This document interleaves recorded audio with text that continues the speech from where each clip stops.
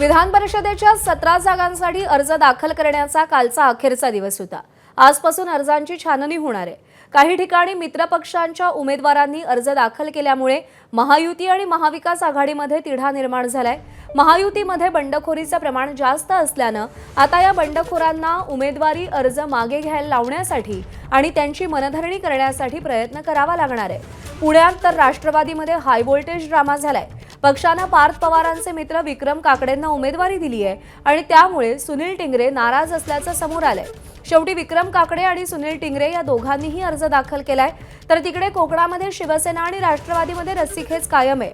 अधिकृत उमेदवार अनिकेत तटकरे असले तरी आमदार महेंद्र दळवींच्या मुलीनेही अर्ज भरलाय, तर संभाजीनगरमध्येही महायुतीत बंडखोरी झाली आहे। जागा भाजपची असतानाही शिवसेनेच्या अब्दुल सत्तारांच्या मुलाने अर्ज भरलाय, त्यामुळे आता 4 तारखेला कोण अर्ज मागे घेणार याकडे सगळ्यांचं लक्ष लागलेलं आहे। आणि या सगळ्या संदर्भात आपण अधिक अपडेट जाणून घेऊयात। पुणे सांगली सातारा संदर्भात अपडेट देतील मंदार गोंजारी, भंडारा अमरावती चंद्रपूर यवतमाळबाबत अपडेट देतील रजत वशिष्ठ, छत्रपती संभाजीनगर परभणी संदर्भात अपडेट देतील कृष्णा केंडे आणि उत्तर महाराष्ट्र संदर्भात अपडेट देतील आपले प्रतिनिधी मुकुल कुलकर्णी। तर पुण्यामध्ये स्थानिक स्वराज्य संस्था विधान परिषद निवडणुकीत महायुतीमध्ये तिढा निर्माण झालाय। खरं तर भाजप सोडून राष्ट्रवादीत आलेल्या संजय काकडे यांचा मुलगा विक्रम काकडे यांना महायुतीची उमेदवारी मिळाली आहे। मात्र पुण्यात राष्ट्रवादीच्या सुनील टिंगरे यांनीही अर्ज दाखल केलाय आणि हा डमी अर्ज असल्याचं सांगितलं जात आहे। तर दुसरीकडे भाजपच्या प्रदीप कंद यांनीही बंडखोरी करत अपक्ष अर्ज दाखल केलाय, त्यामुळे महायुतीत बंडखोरी रोखण्यासाठी कंद यांना अर्ज मागे घ्यायला लावण्याचं आव्हान राष्ट्रवादी समोर आहे। दुसरीकडे विक्रम काकडेंच्या उमेदवारीमुळे खुद्द राष्ट्रवादीतच पदाधिकारी नाराज असल्याची चर्चा आहे। विक्रम काकडे हे संजय काकडेंचा मुलगा आणि माजी आमदार अनिल भोसलेंचे जावई आहेत आणि या दोघांचाही अजित पवारांशी वाद सर्वश्रुत आहे। त्यामुळे दादांशी ज्यांचं वैर आहे अशा भोसलेंच्या जावयाला आणि काकडेंच्या मुलाला उमेदवारी मिळाल्याने पदाधिकारी नाराज झालेले आहेत।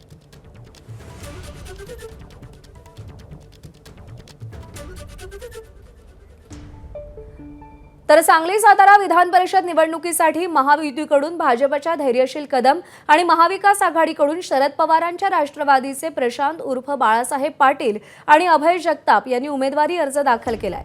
अर्ज दाखल करण्याच्या अंतिम दिवशी काँग्रेसकडून संजय मेंढे, मयूर पाटील, राष्ट्रवादी काँग्रेसचे अभयसिंग जगताप, सीमा पोद्दार यांच्यासह 7 उमेदवारी अर्ज दाखल झालेत। उमेदवारी माघारीची मुदत 4 जून रोजीची आहे आणि यानंतरच निवडणुकीचं चित्र स्पष्ट होणार आहे। भाजपचा संख्याबळ सर्वाधिक असल्याने महायुतीत भाजपने ही जागा आपल्याकडे ठेवली।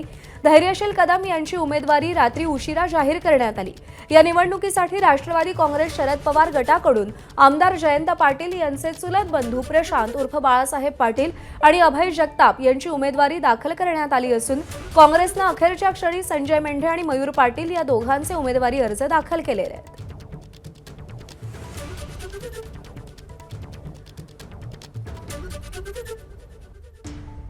खूप कार्यकर्त्यांचं मोहोळ ज्यांच्याबरोबर आहे, नेत्यांशी सगळ्यांशी अतिशय आपुलकीचे संबंध आहेत, असे धैर्यशील कदमांची उमेदवारी नक्की झाली।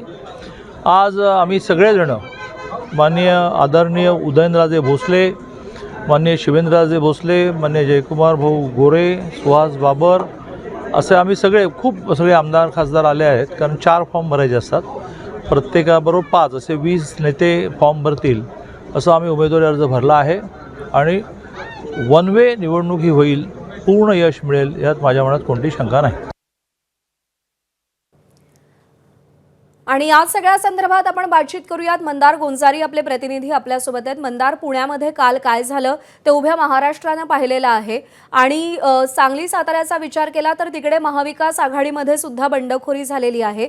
या सगळ्या बंडखोरांना थंड करण्याचं मोठं आव्हान सध्या आहे। काय चित्र या संपूर्ण परिसरामध्ये आपल्याला पाहायला मिळत आहे?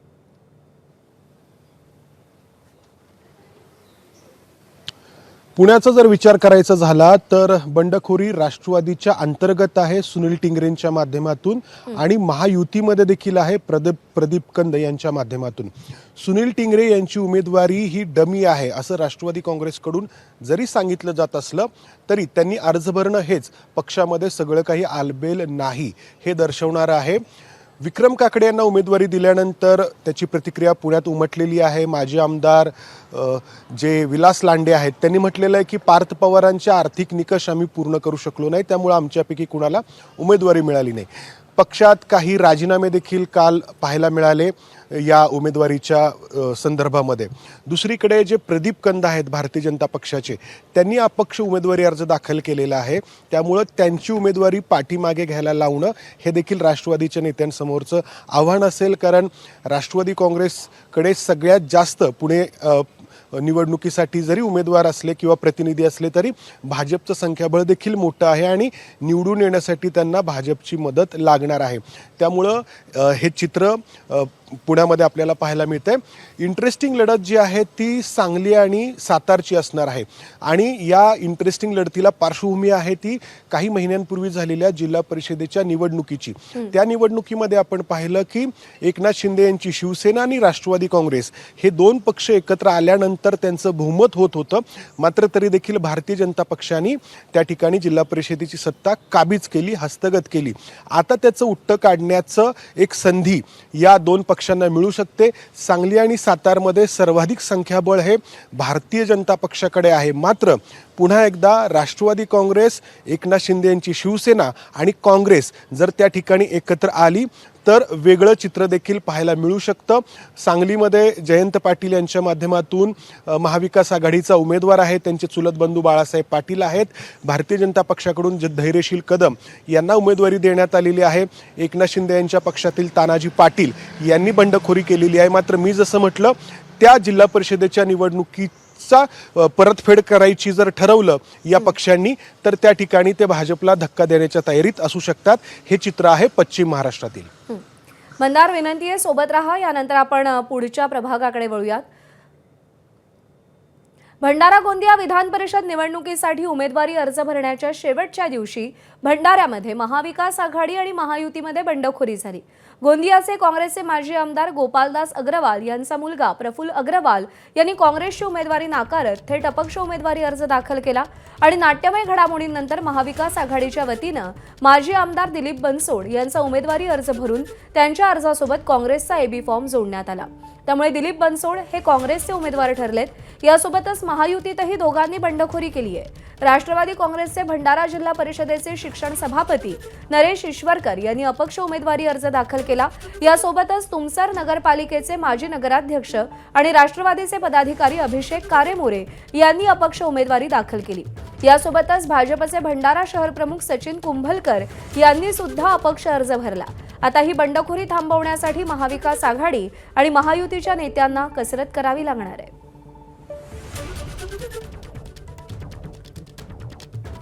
तर अमरावती स्थानिक स्वराज्य संस्थेच्या विधान परिषद निवडणुकीत महायुतीमध्ये बंडखोरी झाली आहे. युतीच्या फॉर्म्युलामध्ये ही जागा भाजपच्या वाट्याला सुटली असून इथे प्रवीण पोटे यांनी आपला उमेदवारी अर्ज दाखल केलाय. मात्र शिवसेना शिंदे गटाचे माजी विधान परिषद आमदार विप्लव बाजोरिया यांनी अपक्ष म्हणून आपला उमेदवारी अर्ज दाखल केलाय. विप्लव बाजोरिया परभणी हिंगोली स्थानिक स्वराज्य संस्थेच्या विधान परिषद मतदारसंघातून आमदार होते आणि त्यांनी याच मतदारसंघातून पुन्हा उमेदवारी मागितली होती. मात्र शिवसेना शिंदे गटाकडून त्यांना उमेदवारी नाकारण्यात आल्यानं त्यांनी अमरावती स्थानिक स्वराज्य संस्थेच्या विधान परिषद मतदारसंघातून आपला उमेदवारी अर्ज दाखल केलाय. विप्लव बाजोरिया यांचे वडील गोपीकिशन बाजोरिया देखील माजी आमदार आहेत. निवडणुकीत चमत्कार घडवण्याची क्षमता असल्यामुळे विप्लव बाजोरियांची ही बंडखोरी भाजपसाठी मोठी डोकेदुखी ठरू शकते. चंद्रपूर, गडचिरोली, वर्धा विधान परिषद निवडणुकीमध्ये महायुतीत बंडखोरी झाली आहे. राष्ट्रवादीचे नेते सुधीर कोठारी यांनी अपक्ष उमेदवारी अर्ज दाखल केला.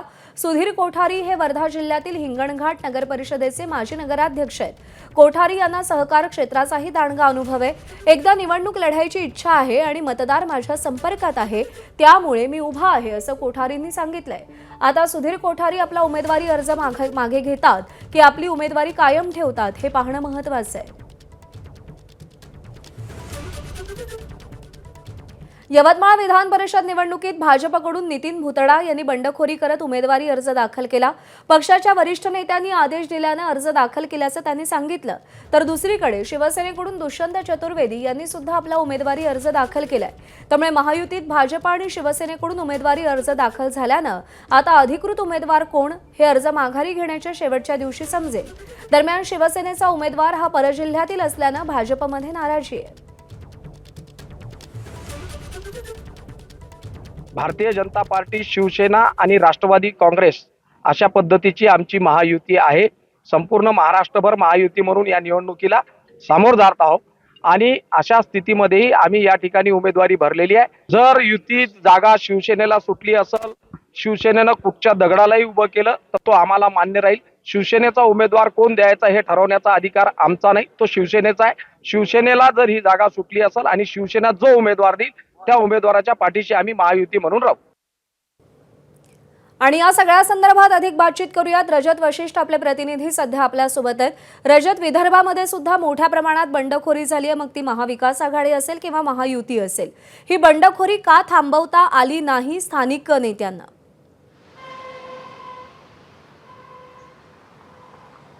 निश्चितच विदर्भातील 5 पैकी 4 मतदारसंघांमध्ये बंडखोरी झालेली आहे आणि सर्वात उल्लेखनीय आणि गंभीर स्वरूपाची बंडखोरी जर म्हणायची असेल तर अमरावती तसेच भंडारा गोंदिया या 2 मतदारसंघांमध्ये झालेली आहे। खरं पाहिलं तर विप्लव बाजोरिया स्वतः माजी आमदार आहेत, मात्र त्यांनी भाजपचे जे अधिकृत उमेदवार आहे प्रवीण पोटे पाटील त्यांच्यासमोर एक आव्हान उभं केलेलं आहे आणि अमरावतीमध्ये एक छुपं समीकरण ज्याच्याकडे सध्या कोणाचं लक्ष जात नाही आहे तो रवी राणा यांचा युवा स्वाभिमान पक्ष आहे आणि विप्लव बाजोरिया यांना कुठेतरी युवा स्वाभिमानकडून मदत मिळते का? येणाऱ्या दिवसांमध्ये युवा स्वाभिमानची जी शक्ती जी आहे ती विप्लव बाजोरियाच्या पाठीशी उभी राहते का, असं हे पाहणं महत्त्वाचं ठरणार आहे आणि त्यावरच अमरावतीच्या या विधान परिषदेच्या निवडणुकीचे समीकरण ठरणार आहे। खरं पाहिलं तर बंडखोरी थांबवण्यासाठी प्रयत्न जे आहेत ते केले जात होते। स्वतः चंद्रशेखर बावनकुळे अमरावतीचे पालकमंत्री आहेत आणि ते यावर लक्ष घालून होते। आता पुढील 2 दिवसांमध्ये भाजपच्या नेत्यांना ही बंडखोरी थांबवण्यामध्ये यश येते का आणि शिवसेनेचे नेते आणि माजी आमदार विप्लव बाजोरिया यांची मनधरणी करण्यामध्ये यश येते का हे स्पष्ट होणार आहे। दुसऱ्या बाजूला भंडारा गोंदियामध्ये माजी आमदार गोपालदास अग्रवाल आहेत, त्यांचे चिरंजीव प्रफुल्ल अग्रवाल यांनी काँग्रेसचे जे माजी आमदार आहेत दिलीप बनसोड यांच्यासमोर अखेरच्या क्षणी अपक्ष उमेदवार म्हणून उमेदवारी दाखल केल्यामुळे काँग्रेसची डोकेदुखी त्या ठिकाणी वाढलेली आहे। खरं पाहिलं तर काँग्रेसने काल दिवसभर प्रयत्न केले होते की एकमत व्हायला पाहिजे उमेदवारीबद्दल, मात्र तो एकमत होऊ शकला नाही आणि अखेरीस काँग्रेस श्रेष्ठींनी दिलीप बनसोड यांना एबी फॉर्म देण्याचा निर्णय घेतला आणि अखेरच्या क्षणी प्रफुल्ल अग्रवाल यांनी आपली उमेदवारी कायम ठेवलेली आहे। त्यामुळे गोपालदास अग्रवाल आणि त्यांच्या माध्यमातून गोंदिया जिल्ह्यामध्ये अनेक नगरसेवक जे आहेत ते काँग्रेसचे आणि त्यामुळे काँग्रेसची डोकेदुखी जी आहे ती गोंदिया जिल्हा संदर्भात प्रफुल्ल अग्रवाल यांच्या उमेदवारीवरून वाढू शकते। इतर ज्या काही बंडखोरी भंडारामध्ये झालेल्या त्या किरकोळ स्वरूपाच्या आहेत असं महायुतीच्या नेत्यांचं म्हणणं आहे, मात्र त्याच्यासाठी पुढील 2 दिवसामध्ये काय होतं हे पाहणं महत्त्वाचं ठरणार आहे। चंद्रपूर असेल किंवा यवतमाळ असेल या दोन्ही ठिकाणी महायुतीमध्ये बंडखोरी झालेली आहे। चंद्रपूरमध्ये अरुण लाखानी भाजपचे अधिकृत उमेदवार आणि त्यांच्यासमोर सुधीर कोठारी यांचं आव्हान आहे, मात्र ते बंडखोरी पुढील 2 दिवसामध्ये आपला उमेदवारी अर्ज मागे घेतील असा विश्वास जे आहे ते महायुतीच्या आणि भाजपच्या नेत्यांना आहे। आणि त्याच पद्धतीने नितीन भुतडा यांची उमेदवारी जी यवतमाळमध्ये शिवसेनेच्या दुष्यंत चतुर्वेदी यांच्यासमोर आहे, त्यांची मनधरणी करण्यामध्येही आम्हाला यश मिळेल। कुठेतरी नितीन भुतडा यांनी आधीच स्पष्टही केलं होतं की मी पक्षाच्या निर्देशावरून उमेदवारी अर्ज दाखल करत आहे, त्यामुळे कुठेतरी शिवसेना आणि भाजपमध्ये एकमेकांवर दबाव ठेवण्यासाठीचा तो एक मार्ग असेल असंच सध्याचं चित्र आहे। ती उमेदवारी परत होण्याची शक्यता जास्त आहे। रजत, विनंती आहे तुम्ही सुद्धा सोबत राहा। यानंतर आपण छत्रपती संभाजीनगरमध्ये जाऊयात। तर छत्रपती संभाजीनगरमध्ये महायुतीमध्ये जोरदार संघर्ष उघड झालाय। महायुतीच्या जागा वाटपात ही जागा भाजपला सुटली असून भाजपनं सुहास शिरसाट यांना उमेदवारी दिली आहे। मात्र शिवसेनेचे नेते अब्दुल सत्तारांचा मुलगा समीर सत्तार यांनी अपक्ष अर्ज दाखल केलाय।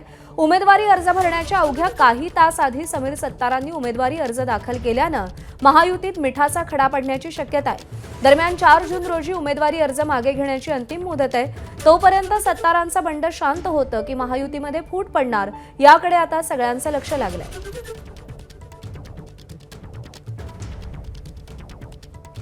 दरम्यान अब्दुल सत्तारांना आज मुंबईमध्ये बोलावलेलं आहे. मुख्यमंत्री आणि उपमुख्यमंत्र्यांनी सत्तारांना आज मुंबईत बोलावलंय. दुपारी मुख्यमंत्री आणि उपमुख्यमंत्र्यांसोबत बंडखोरी संदर्भात चर्चा होणार आहे असं कळतंय. शिवसेनेच्या 6 आमदार आणि एका खासदारासोबत उपमुख्यमंत्री एकनाथ शिंदेंची बैठक होणार आहे. सगळ्यांना शिंदेंनी मुंबईमध्ये बोलावलेलं आहे. परभणी हिंगोली विधान परिषदेची महाविकास आघाडीची जागा ठाकरेंच्या शिवसेनेला सुटली आहे. ठाकरेंच्या शिवसेनेकडून डॉक्टर विवेक नावंदर यांनी उमेदवारी अर्ज दाखल केलाय. मात्र काँग्रेसच्या माजी आमदार सुरेश देशमुख यांचे चिरंजीव सुशील देशमुख यांनी बंडखोरी करत अर्ज दाखल केला. दरम्यान काँग्रेस प्रदेशाध्यक्ष हर्षवर्धन सपकाळ सुशील देशमुखांची मनधरणी करण्याचे प्रयत्न करतायत.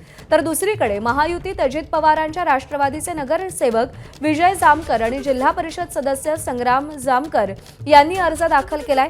महायुतीमध्ये परभणी हिंगोलीची जागा शिवसेनेला सोडण्यात आली असून इथे सईद खान हे उमेदवार आहेत. त्यामुळे राष्ट्रवादीचे बंडखोर 4 जूनला अर्ज मागे घेणार का याकडे लक्ष लागलंय.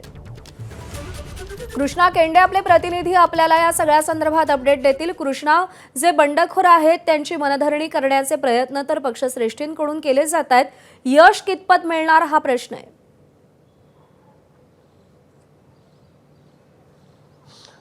प्रज्ञा छत्रपती संभाजीनगरमध्ये जिल्हा परिषदमध्ये जे झालं तेच या निवडणुकीमध्ये देखील पाहायला मिळतंय. युती कागदावरती झाली मात्र प्रत्यक्षात ती काही दिसली नाही. अगदी असंच चित्र आत्ता आहे. छत्रपती संभाजीनगरची जागा खरं तर पारंपरिक शिवसेनेची, मात्र ती यावेळी भाजपाला सुटली. भाजपाला सुटली असताना भाजपाचं संख्याबळ निश्चितच अधिक होतं शिवसेनेपेक्षा आणि त्यामुळे ही जागा भाजपाला दिली गेली.